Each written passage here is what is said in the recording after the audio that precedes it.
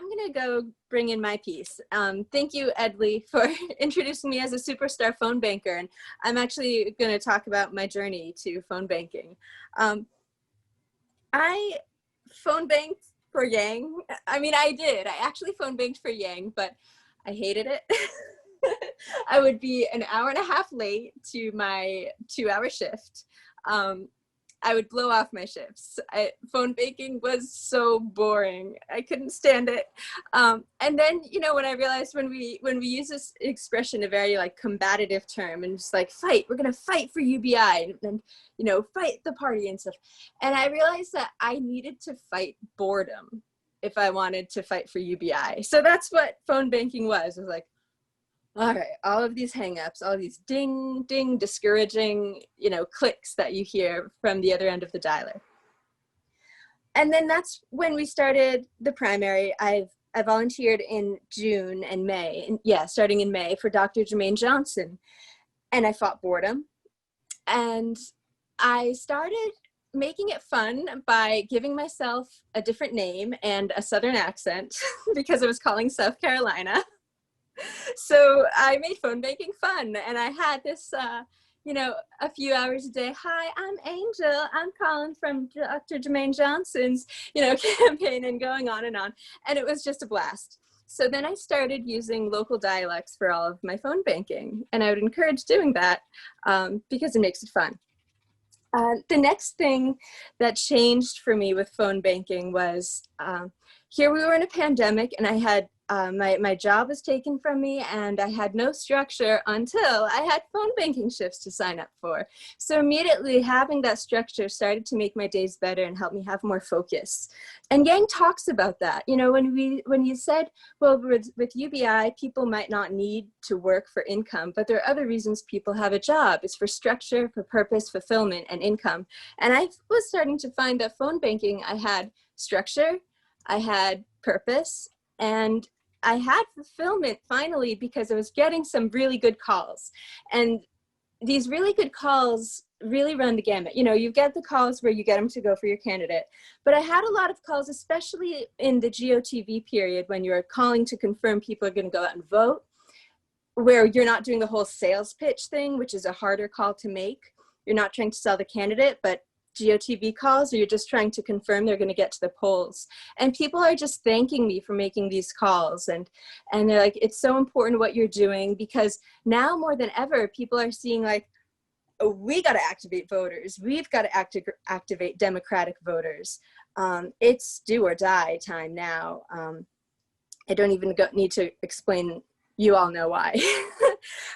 So that's the first thing I was getting. And the other thing I want to say about phone banking is what I've learned about it is it's totally brain chemistry. Now, what I mean by that is, you know, Pavlov's dog, that experiment where Pavlov was this, I think, Russian scientist. And whenever he fed his dog, he would ring a bell. And he did this over and over. And then he would just ring a bell, and his dog would come over to the food bowl. It's a conditioned response. And the same thing happened for me with that when you're on the dialer and you're waiting, and there's ding, and I get a little spike of a drool, yeah, voice. I get a little spike of dopamine. Yes, someone's connected. And then I hear a voice over, you know, I say, hi, I'm Angel. I'm calling for Dr. Jermaine Johnson. And they say, yes. And it's like, yes, I'm actually connected. The human's there. And then they say, slow down. What are you saying? And yes, they actually want to hear what I'm saying. And like, as the conversation progresses, each moment where they're getting more engaged, it's like little dopamine hits keep going on. So I just became addicted to phone banking.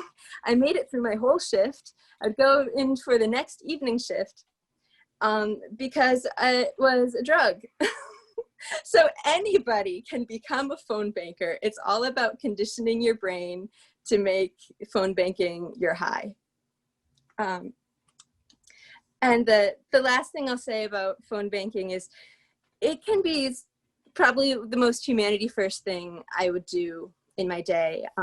There were some calls I would have where, you know, talking about UBI, when people would tell me how it's like, oh yeah, my sons are in their 20s. One of them has come home to live with me, and they're going on about their concerns about how the economy is like causing collapse on their lives. And I get the sense sometimes that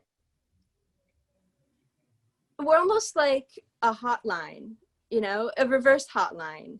They don't call us, but since they're being called, they have someone who they can like say their concerns and their cares and woes to, and they might not be even able to talk about it with their friends, because, you know, some people have that barrier and they don't want to gripe and complain to their friends, and it's anonymous.